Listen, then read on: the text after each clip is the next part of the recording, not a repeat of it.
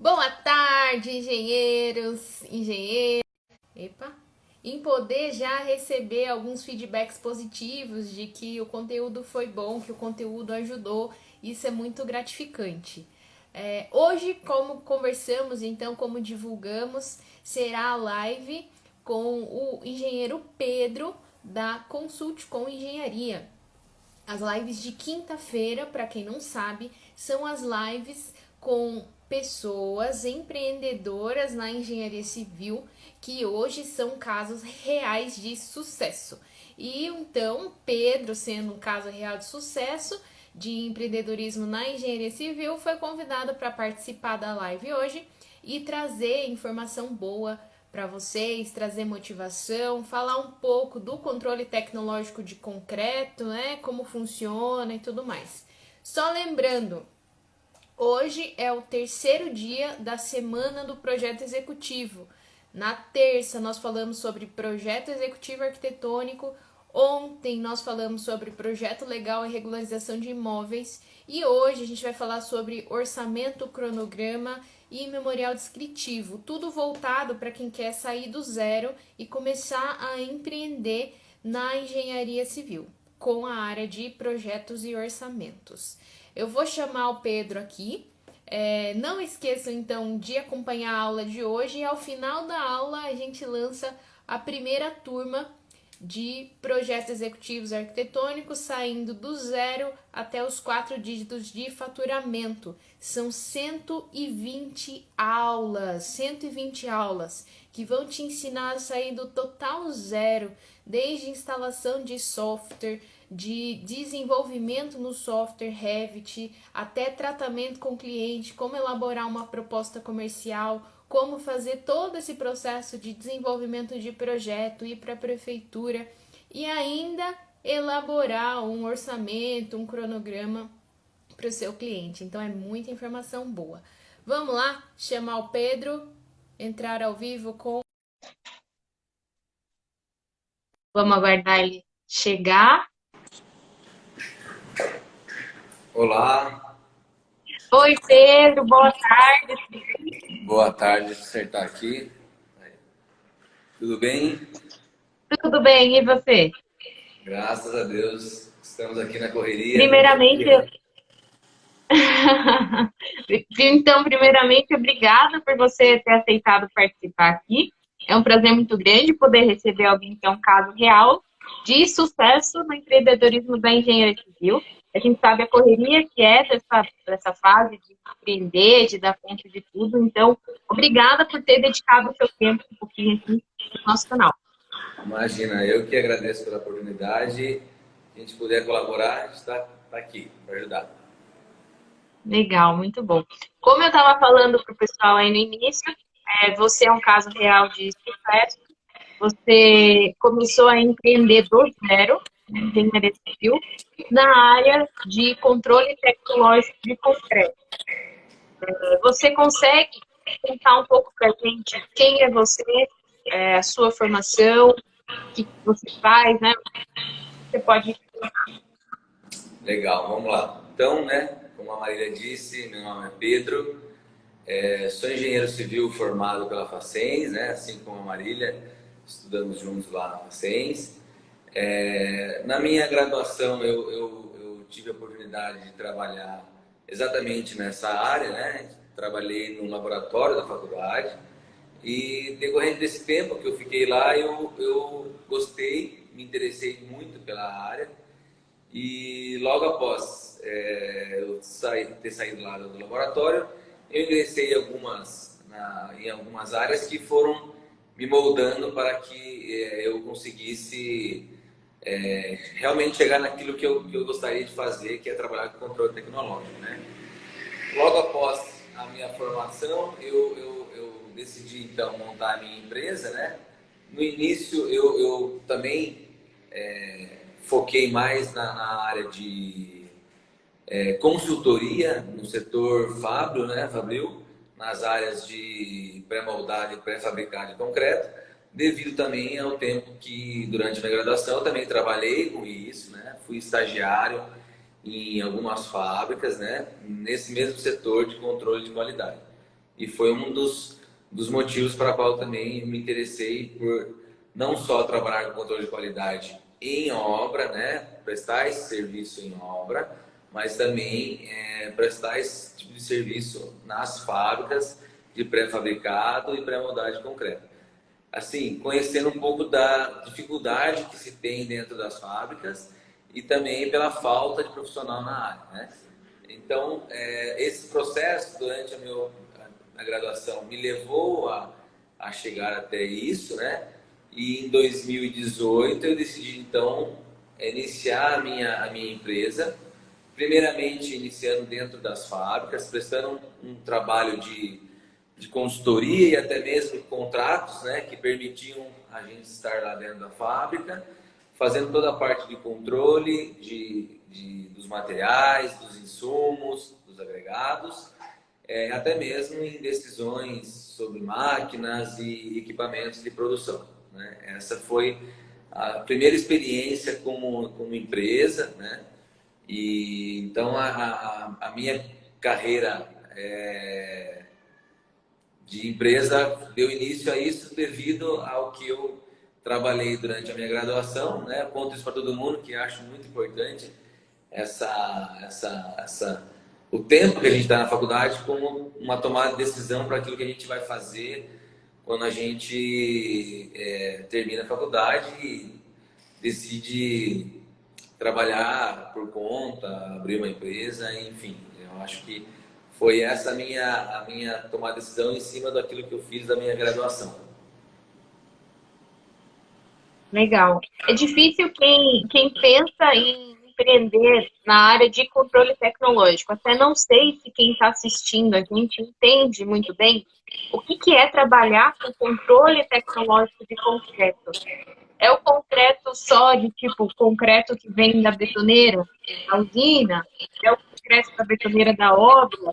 É o que envolve esse trabalho seu de controle tecnológico de concreto? Tá. É assim, hoje, né, a maioria das obras, né, que a gente atende, obras como um todo, né, precisam fazer essa validação do concreto, que é um insumo da obra, né, um dos principais, inclusive, para que se tenha certeza com que aquilo esteja sendo entregue conforme o projetista daquela obra solicitou, né? Então, assim, concreto, né, todos já sabem, é um material mais utilizado no mundo hoje, depois da água. Então, devido a alguns fatores que influenciam demais essa mistura, né, fatores esses, os materiais que constituem concreto, areia, pedrisco, a brita, o próprio cimento, os aditivos, né, as adições, sofrerem algumas variações conforme a região, conforme o próprio clima, a gente é necessário fazer esse controle, né?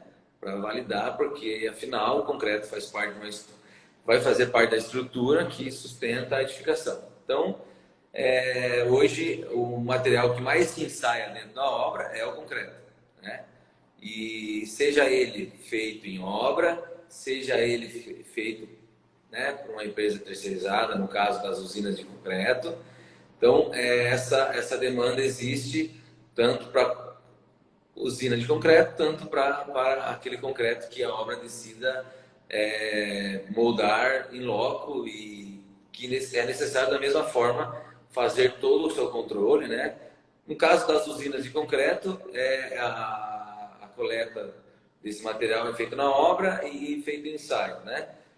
Quando se decide fazer em loco, né, tem uma preocupação que a obra precisa conhecer esses materiais que vão constituir o concreto, né? Não é apenas ir pegando um pouco de areia, um pouco de pedrisco, e precisa ter a necessidade de fazer uma caracterização desse material para ver se isso atende à demanda e à necessidade da obra, né? Certo. Então você fala assim que a gente está ensaiando, você no caso está ensaiando concretos de estado fresco. Exatamente. Em loco. Em loco, digo em obra ou em uma fábrica. Sim, né? O concreto ele tem várias etapas, né? Existem os ensaios no estado fresco e no estado endurecido. Geralmente o concreto no estado endurecido é quando não se atendeu nos ensaios convencionais no estado fresco, precisa se tirar alguma contraprova para fazer ele no estado endurecido, né? Então, o nosso trabalho hoje consiste em coletar isso dentro da obra e também fazer essas verificações dentro das fábricas, né? Hoje as fábricas são divididas em pré-moldados, superestruturas de pilar, vigas, lajes e também de outros artefatos, como tubos de concreto, né? Pavimento intertravado, blocos de concreto que são usados nas estruturas, né? De alvenarias estruturais.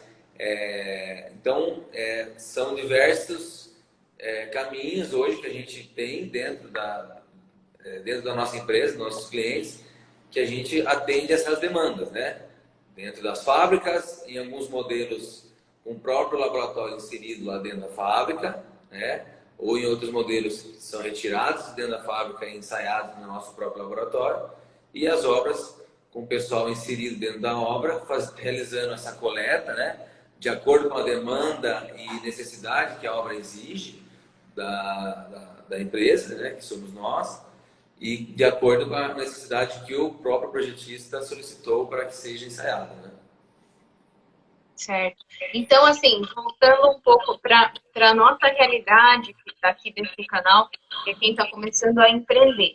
Você tem a sua obra ali, está desenvolvendo um projeto e vai desenvolver a execução. Você diz, então, que no caso do projeto, a gente tem que se atentar às premissas em relação à resistência de concreto, que tipo de coisa, né? O que isso interfere na hora de eu fazer o concreto?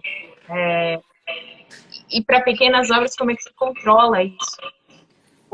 Como se deve controlar? Como a gente sempre conversa e a gente tinha essas discussões muito relevantes na faculdade, né? Que tudo se começa no projeto, né? E o concreto não é diferente. Então, primeiro se tem a necessidade, né? De acordo com a edificação a ser construída, né? Que isso vem lá do projeto estrutural.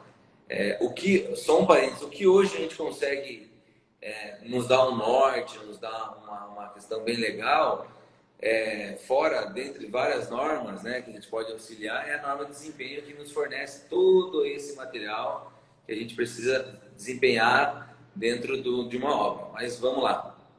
Então, hoje, o que necessariamente acontece é que o projetista solicita isso em cálculo, né, para aquela certa edificação, e aí a obra de grande porte, médio ou pequeno porte vai optar por fazer isso em obra ou contratar. Essa resistência exigida pelo projetista, ela precisa ser verificada, porque as solicitações daquele edifício vão estar sendo exigidas de acordo com aquela resistência, né? Então, nosso papel é essencial dentro dessa obra para que todo esse material que chegue tanto de fora quanto da própria obra esteja dentro dos padrões exigidos, né? Então, o projetista fornece a informação que é a resistência característica do concreto, que ele precisa, que foi feito o cálculo em cima daquela resistência. Isso é passado para a usina ou para o pessoal de obra para que se atenda exatamente a essa resistência, né? Então, o nosso papel é exatamente esse, coletar esse material, né? Respeitando todas as normas vigentes que nos fornecem as informações, qual a quantidade de corpo de prova a ser coletado, metodologia de ensaio, né? Então, as normas hoje principais que nos regem sobre isso é a 5738, a 5739, que nos norteiam para essas características de controle dentro da obra, né? Então, a gente vai verificar se aquele concreto, né, no processo que ele está sendo feito para ser utilizado, vai coletar isso, vai levar para o laboratório para ver se realmente esse concreto está atendendo. Lembrando, claro, né? A maioria do pessoal pergunta, mas o pessoal já está usando o concreto, né? E o que eu vou fazer? Você está coletando, o pessoal está aplicando, como funciona isso, né? O pessoal pergunta muito isso para a gente, né? Sendo que você está coletando agora, mas o pessoal já está usando, né? E o concreto, ele atinge a resistência final dele aos 28 dias, né? Então, eu vou conseguir ter um parâmetro após os 28 dias, mas o pessoal já está lá, todo vapor na obra, né? É claro que, tanto na usina quanto em obra, existem algumas características que já é possível você realizar esse cálculo de traço de concreto para que atenda aquela necessidade do projetista, né? Então, hoje já se faz o cálculo, né, para fazer a curva do concreto, qual é o crescimento da curva, né, com idades variadas, até os 28 dias, para ver se aquilo realmente vai atingir o necessário, né? E depois, no laboratório, é só para comprovar que realmente a estrutura, o concreto da estrutura está atendendo, né? E também, além de fazer a comprovação para o próprio pessoal da obra, isso é um documento que a maioria das obras que hoje se tem na nossa região, que é as construções Minha Casa Minha Vida, são documentos que são necessários para que se aprove, né, uma obra. Então, até casas pequenas hoje têm essa obrigatoriedade do controle tecnológico. Sim, sim. É assim, né? Que bom seria se todos tivessem uma visão bem ampla sobre esse assunto, né?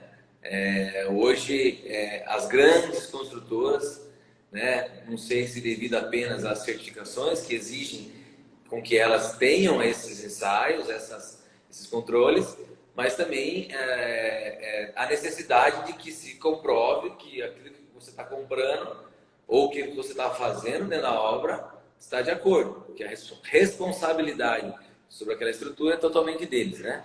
Então, só que isso vai desde uma pequena residência até uma obra de grande porte, seja ela residencial, industrial ou comercial, né? E como a nossa empresa hoje ela atende desde obras residenciais até as comerciais e industriais, realizando ou dentro das fábricas o controle, por exemplo, no caso das obras industriais, que as peças na opção de concreto pré-moldado vem pronta para a obra, né? Também existe o controle dentro das fábricas e no caso das obras residenciais e de pequeno porte, o próprio controle dentro da obra. Isso é interessante. É algo que, assim, ninguém realmente dá importância, né? É difícil você ver um engenheiro autônomo que está começando, primeiro ter a consciência do que é controle tecnológico. Sim, sim. Primeira coisa, né? E saber que existe controle de concreto, controle de areia, de brita, né? Tudo que você Sim. envolve ali na construção. Essa é a primeira conscientização, assim, ensinar os próprios engenheiros, porque eles saem da faculdade com a mentalidade de que foi uma disciplina para contar que existe sobre material de construção. O que a Aí, gente... o segundo, pode falar. Então, sobre isso, o que é engraçado que a gente sempre encontra assim, às vezes, na maioria das vezes, encontra-se esse tipo de pessoa que tem o conhecimento sobre, precisa ensaiar o concreto, né? Existe essa informação, né? Mas o que a gente encontra muito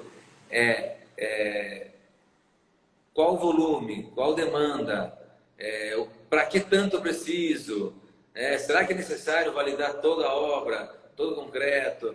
Será que é necessário quais ensaios e validações eu preciso, né? Porque hoje temos também não só o concreto convencional, temos o concreto grout, que a gente fala, né? Que é usado no caso da alvenaria estrutural, que é muito utilizado na nossa região. Temos as argamassas, né? Industrializadas ou até mesmo feitas em obras. Então, assim, existe uma gama de validações que uma obra, sendo ela de pequeno ou grande porte, é necessário fazer, né? Então, essa informação de quanto, de como, de que forma fazer, é que se tem um pouco ainda de dificuldade dentro das obras, e até mesmo de grandes construtoras, né? Então, como eu disse anteriormente, o que rege hoje esse setor é exatamente a nossa norma de desempenho, né? Que tem lá suas classificações de acordo com cada parte de uma edificação, né? E assim, ela que nos norteia para exatamente isso, né? E também a Consultcom faz exatamente esse papel também, não só de validação, mas também de informação para com as obras, para que isso seja feito da melhor forma e que ela possa ter todas aquelas certificações que os órgãos que financiam as obras, né, aí no bancos que fazem esse financiamento exigem das próprias construtoras, né? Certo. Muito interessante essa parte assim do financiamento residencial solicitar controle tecnológico de concreto, né? Isso Sim, é sim. algo que assim muita gente não tem conhecimento ainda, né? É porque entenda assim, quando uma obra ela é financiada, vamos citar, né? Hoje a maior parte disso é feito pelo banco, pela Caixa Econômica Federal, né? Então cai sobre eles uma responsabilidade sobre a edificação, né? Afinal, quem está arcando com essa obra é eles, né? Lógico, existe a parte da construtora. Então, eles precisam se resguardar de que os materiais que estão sendo utilizados na obra estejam de acordo, né? Lembrando de novo, né?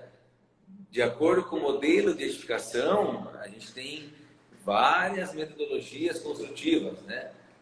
Vai ela de superestrutura, alvenaria estrutural, né? Alvenarias de vedação. Então, diferentemente de qual delas vai ser usadas, existem os modelos de avaliações dos materiais para cada uma delas, né? Então, eu vou utilizar uma superestrutura, mas o bloco serve só para vedação. Tudo bem, né?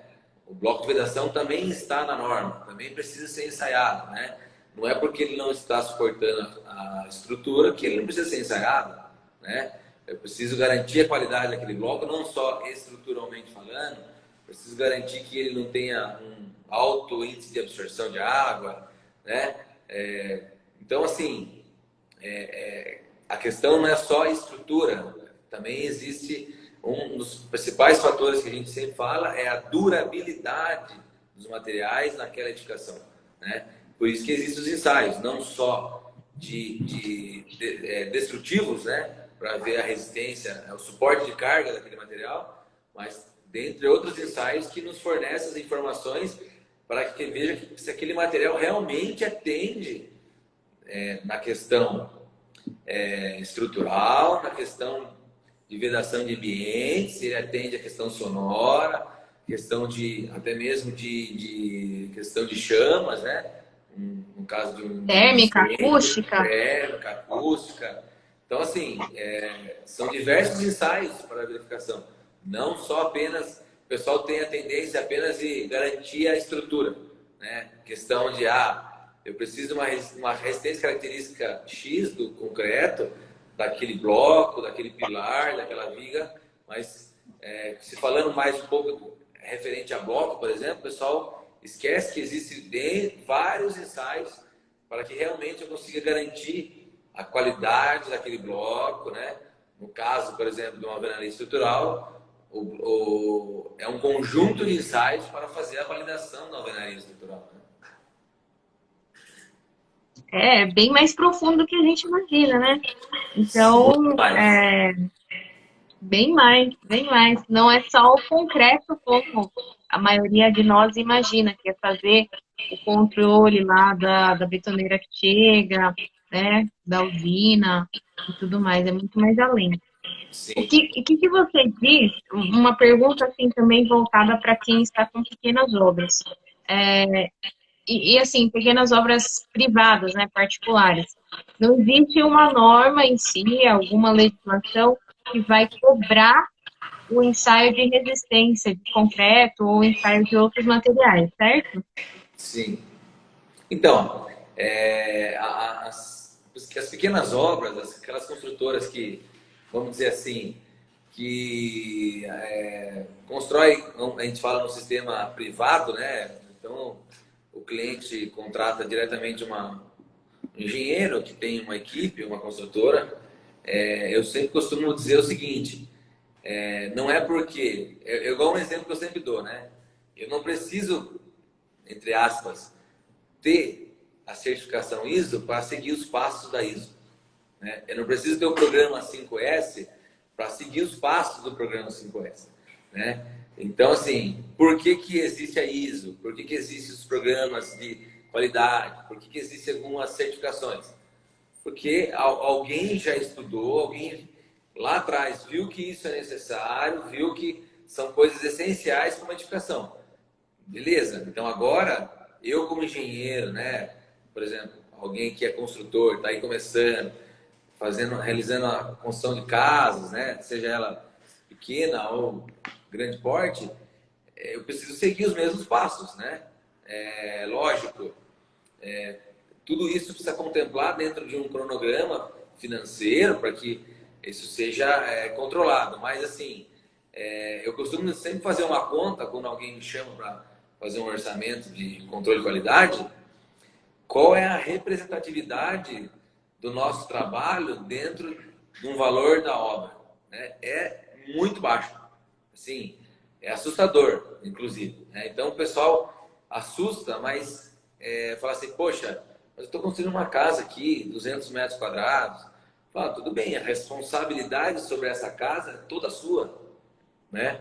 Então, às vezes, eu costumo encontrar com pessoas exatamente nesse sentido e eu falo assim, tudo bem, o modelo de contratação talvez não seja o mesmo modelo de uma grande construtora, mas você pode, por exemplo, você pode ter o seu próprio equipamento e contratar o laboratório apenas para certificar o que você fez, né? Então, eu atendo algumas construtoras, por exemplo, hoje, pequenas, que o pessoal comprou os moldes para fazer o ensaio de concreto, comprou um jogo de slam, por exemplo, contrata-se um estagiário que já está dentro da obra para a realização de outras funções.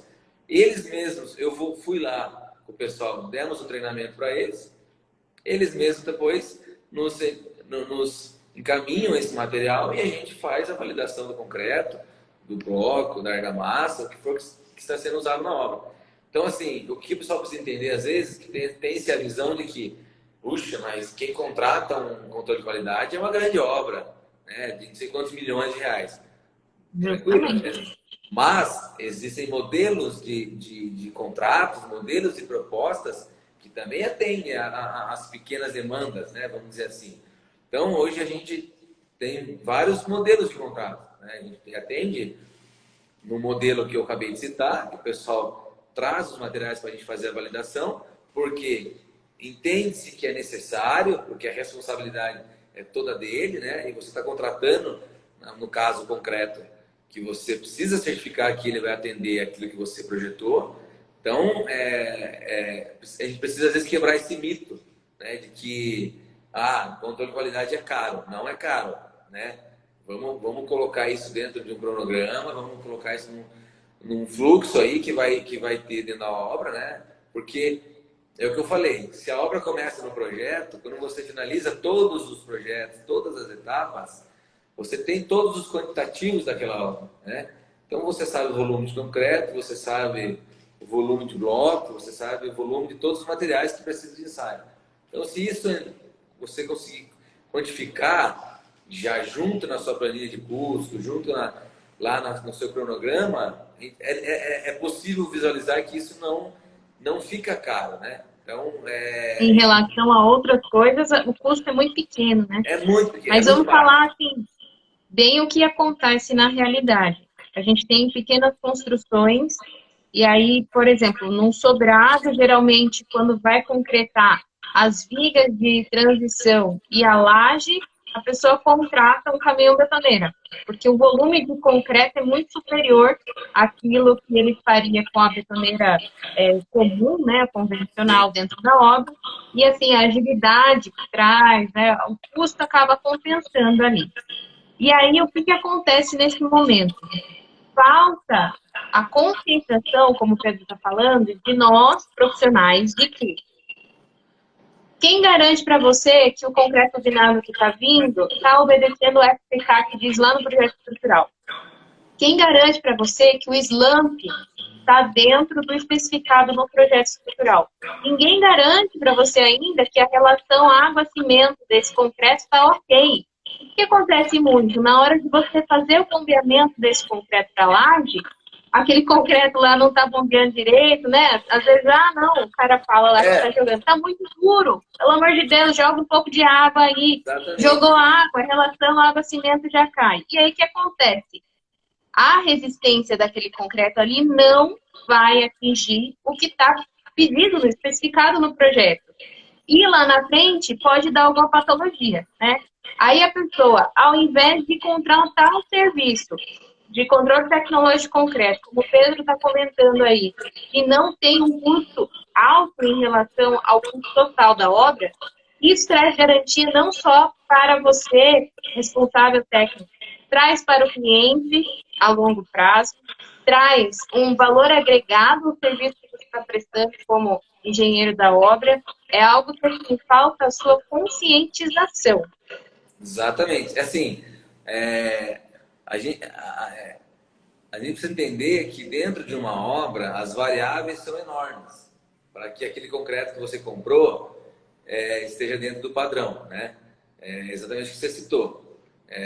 Então, o pessoal tem a tendência a achar que não, comprei usinado, ele é um concreto bom, né? Realmente, é um concreto bom. Mas vamos dizer que a gente pega a melhor usina de concreto, né? Aquela referência na região, aquela que nunca deu problema. Consultei outro engenheiro amigo que também tem construtora. Mas as variações dentro de uma obra, seja ela clima, seja ela próprio sistema, processo que você está utilizando para aplicar o concreto, ela influencia demais na qualidade do concreto, né? Então, o caminhão e outra, tudo bem. Meu amigo falou que o concreto, show, não deu problema, mas a obra dele é 20 minutos da usina de concreto. A minha obra é 1h30 da usina. Então, tá vendo? São N fatores que eu brinco que o caminhão betoneiro traz com ele, que não é apenas você garantir, puxa, é uma usina referência. Aquele dia o caminhão pode ter acontecido furar o pneu, ter ficado 20 minutos. Então, são acompanhamentos, além só de apenas você coletar esse concreto, né? A gente precisa acompanhar exatamente essa rastreabilidade, a hora que o caminhão saiu da usina, né? Por que do atraso? Lembrar sempre que a gente tem aí um tempo para descarga do caminhão, que começa a dar início de pega no concreto, isso vai interferir demais no bombeamento, na descarga, na resistência final do concreto, né? Então, assim, são vários fatores, como bastante desses que você citou, Marília, que interferem muito na qualidade, né? Tá chovendo, né? Então, por exemplo, o caminhão saiu com a água perfeita na usina, mas pegou uma chuva no caminho, né? Se você não tem uma validação ali em obra para ver a trabalhabilidade daquele concreto, que é a influência da água sobre o amassamento, você está descarregando concreto que você tem muito mais água do que cimento, de acordo com aquela relação que foi estabelecida para aquele traço. Então, não está chovendo aqui, mas a obra está 1h30 da usina, lá pode estar chovendo, né? Então, quando você realiza esses ensaios que uma empresa de controle tecnológico ou até mesmo a própria obra realiza, prático, que é muito fácil e simples, o próprio SLAMP test, que é o ensaio de trabalhabilidade do concreto, que mede exatamente isso, você já consegue ali identificar problemas que podem ter acontecido no trajeto do caminhão, né? Então, assim, se o motorista fez a homogeneização correta, né? tem aí alguns parâmetros que regem isso, de tempo de mistura. Então, assim, são muitos fatores que às vezes o engenheiro, pela dentro da obra, não consegue controlar todos eles. E por isso a necessidade de ter alguém mais focado em realizar exatamente isso, para garantir que aquele concreto atenda às características do projetista, atenda aquilo que eu falei, a trabalhabilidade, que é diretamente voltada à aplicação do concreto, né? O pessoal está lá, não, está muito seco, não está descendo a armadura, né? Então, assim, não é só simplesmente você adicionar água, não adicionar água e descarregar o concreto, né? Exatamente. É assim, se no dia tá calor, se no dia tá chovendo, se no dia tá frio, tudo isso dá alteração no concreto, no estado frio. Aí eu vou, Exatamente. então, enganchar com uma outra pergunta. Eu estou concretando hoje e aconteceu isso na obra, que acontece muito. Joga água nesse trem aí para esse concreto sair, gente, pelo amor de Deus. Sexta-feira, 6 horas da tarde, todo mundo louco para ir embora tomar uma cerveja. E aí esse concreto não desce. O povo vai lá enfiar água, a gente sabe que dá alteração aí, que você já comentou. A longo prazo, o que pode acontecer com essa laje, com essa casa? Então, isso acontece muito, né? Infelizmente, é um caso que a gente sempre Realidade. tá encontrando nas obras, né? Isso, infelizmente. Mas, é assim, isso que você falou, pode ter tido uma influência de percurso, clima, ou até mesmo algum erro aí de dosagem que ele pode ter chegado na obra com uma trabalhabilidade muito alta, né? Vamos dizer no português, claro, o concreto está muito mole, ou faltou água de amassamento, o concreto está muito seco, não desce, o pessoal não consegue fazer com que esse concreto seja trabalhável, né? Na aplicação. No caso da falta da água, né? Vamos falar os dois casos, da falta de água, a usina sempre é responsável em reter um pouco de água na usina, né? Então vamos dizer lá que a carga traço existe, vamos exemplificar, 100 litros de água. A usina, na maioria delas, eles retêm essa água, aí 20, 30 litros na usina, para que não, se tiver algum problema de percurso, eu ainda consiga adicionar água dentro do limite estabelecido pela carta traço do concreto, né? Então, o caso da falta de água, vamos dizer assim, ou no concreto estar com pouca trabalhabilidade, precisa se notar se na nota fiscal que saiu da usina, eles marcaram isso e realmente foi retido, né? Às vezes o pessoal fala assim, não, mas reteve água lá, vamos colocar água. Não, a usina é responsável por isso, porque acontece muito. Chega na obra, tá seco, a partir do momento que essa informação não consta na nota fiscal e o engenheiro ou o mestre de obra assume a responsabilidade de adicionar água no concreto, a usina automaticamente ela fala assim, opa, eu não marquei, eu não especifiquei nenhuma quantidade de água que podia ser adicionada, vocês adicionaram e a responsabilidade de vocês agora, né?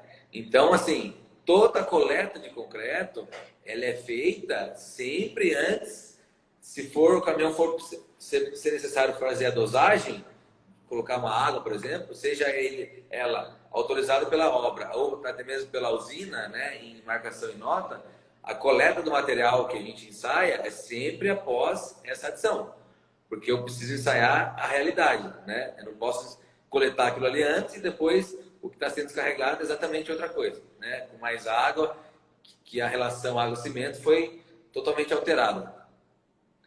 E no caso do excesso de água, né? Que também acontece muito, o caminhão chega lá, o pessoal vai fazer o ensaio de slump, para dar 10, vamos dizer, para dar 12, chega com 18, né?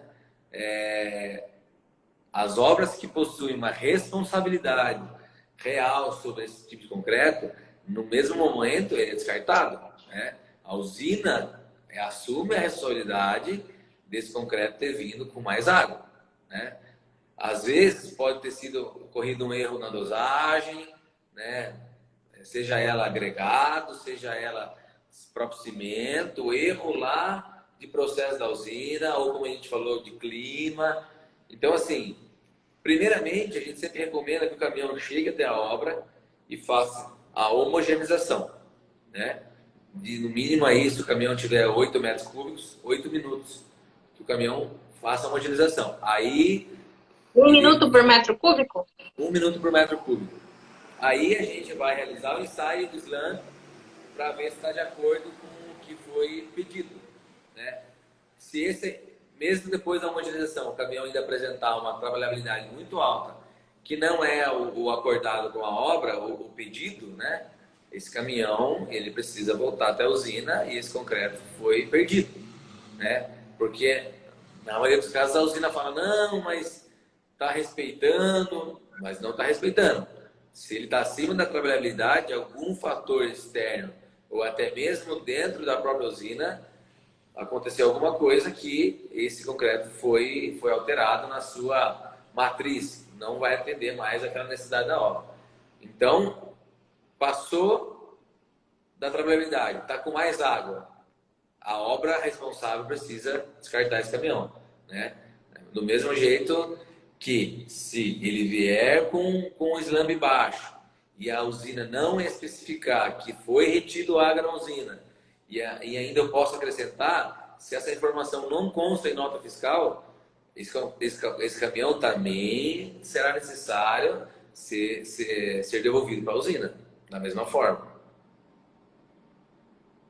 E a longo prazo, concretei, coloquei mais água ou menos água, que tipo de patologia pode surgir? Então, no caso da falta de água, trabalhabilidade abaixo do que foi especificado, a principal patologia é que esse concreto não tem trabalhabilidade, não vai se adensar da forma correta na estrutura, sendo ela laje, viga, o que for, pilares, né? Mas eu estou com adensamento mecânico na obra, os vibradores de agulha, por exemplo. Mas se o concreto está faltando água, né, ele vai apresentar patologia, né? Se a trabalhabilidade não foi adequada, não foi a que foi pedido, a patologia o principal dela é aquela bicheira, que a gente fala, né? O concreto, a hora que desforma, tem um acúmulo de agregado graúdo muito grande numa certa seção, né? Que não foi possível a pasta de cimento e areia fazer essa cobertura, né? Então tem uma perda de seção naquele trecho, que muitos casos fica com alguns buracos, né? Porque os agregados graúdos eles não conseguem se colar um ao outro ou estão bem frágeis por causa da falta da pasta, que é a pasta que me dá a trabalhabilidade. Essa estrutura ela está frágil naquele ponto porque o concreto não se adensou da forma correta, né?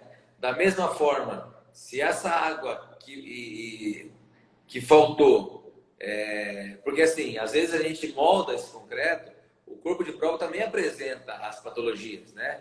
Porque a gente vai respeitar a metodologia de norma, né? Eu não posso ficar lá o corpo de prova simulando algo que não está sendo real dentro da obra. Então eu tenho que respeitar, porque a metodologia de moldagem dos corpos de prova, ela respeita exatamente uma metodologia de aplicação, que é o adensamento concreto. Se eu vou fazer o adensamento que é para ser feito, caso isso o concreto esteja faltando água, ele também vai apresentar as patologias e a resistência do concreto vai ter problema, né? Assim como o excesso de água, que causa a exudação, causa a segregação do agregado graúdo com a pasta, né?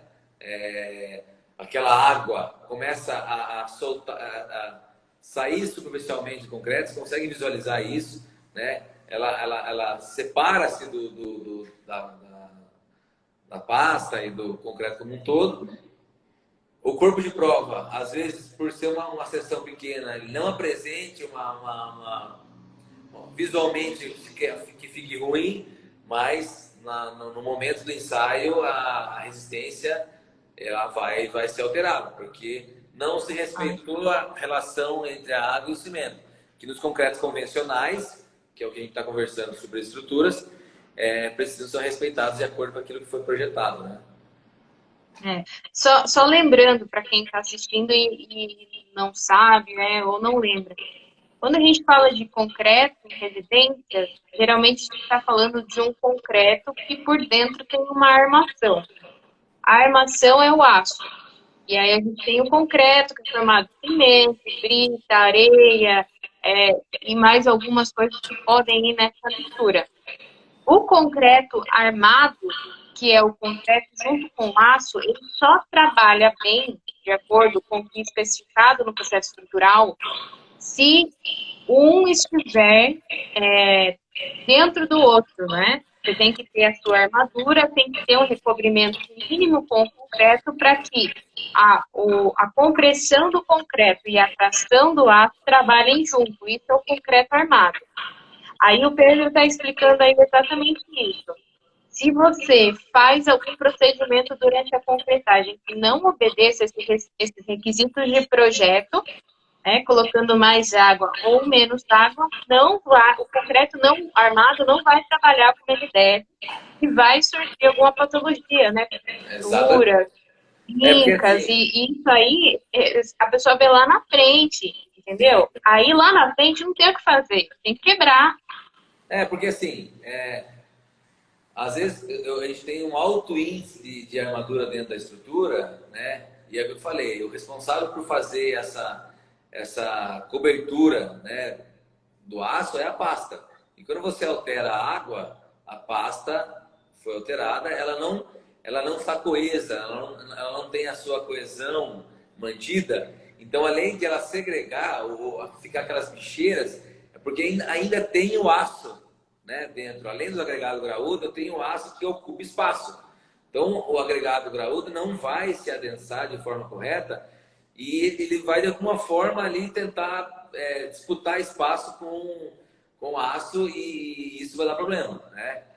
Até mesmo cobrimento, o aço pode acontecer de ficar exposto, né? E isso vai gerar várias patologias aí de corrosão da armadura. Então, é bem crítico essa questão da água no concreto.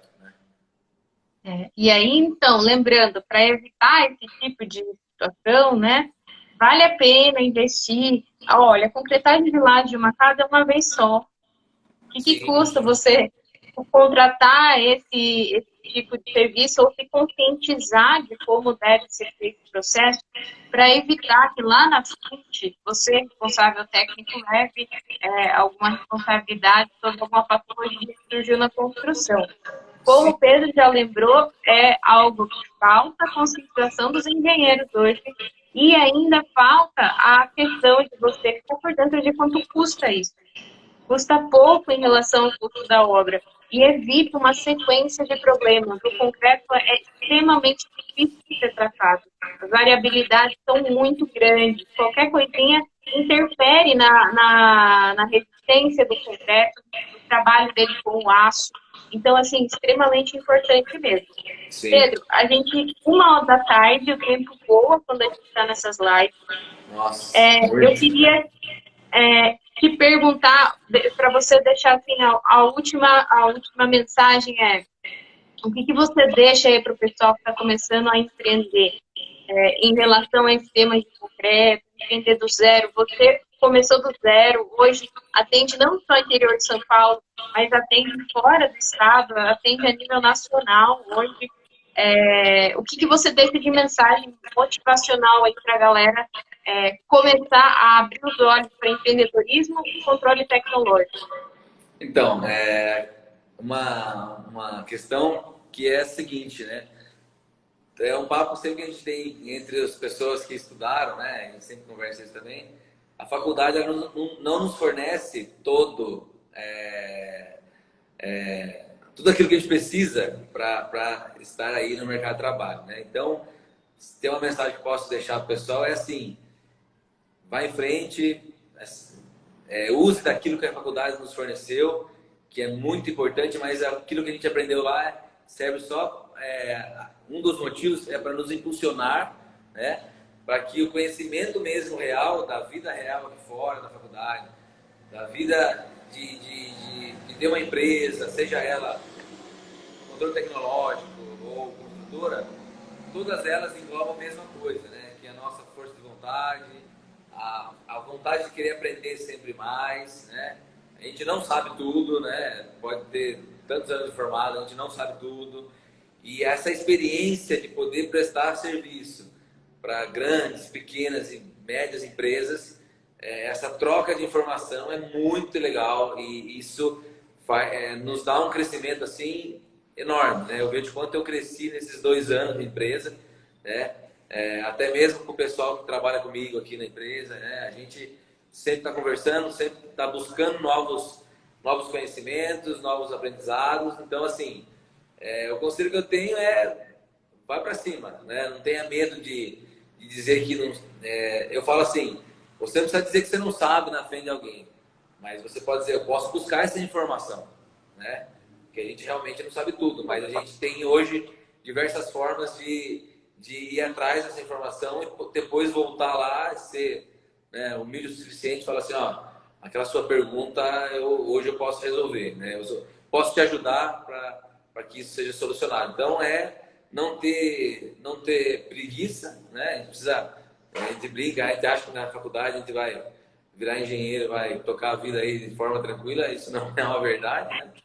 Então, assim, a gente tem que acordar cedo, tem que batalhar, correr atrás.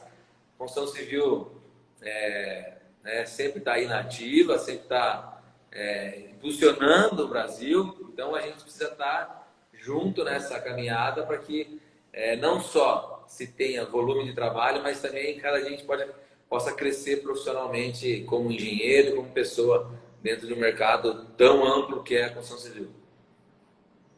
Legal, Pedro. Muito bom, nossa, foi muito proveitoso, você contou muita coisa boa pra gente. Dá para desenrolar esse tema ainda muitas vezes, né? Quando a gente fala de concreto, dá para falar muito. Então, muito obrigada a todos que nos acompanharam também. Muito obrigada. Essa live vai ficar disponível no IGTV do Instagram e ela vai para o YouTube mais tarde também, então vocês podem reassistir. E podem também entrar na página do Pedro, @consultecom engenharia, e consultecom _engenharia, e dar uma olhada lá no conteúdo dele também, que é muito bom. Legal. Obrigado, Marília. Obrigado a todo mundo aqui. Obrigada. Até mais. Tchau, tchau. Bom almoço para todo mundo. Tchau, tchau.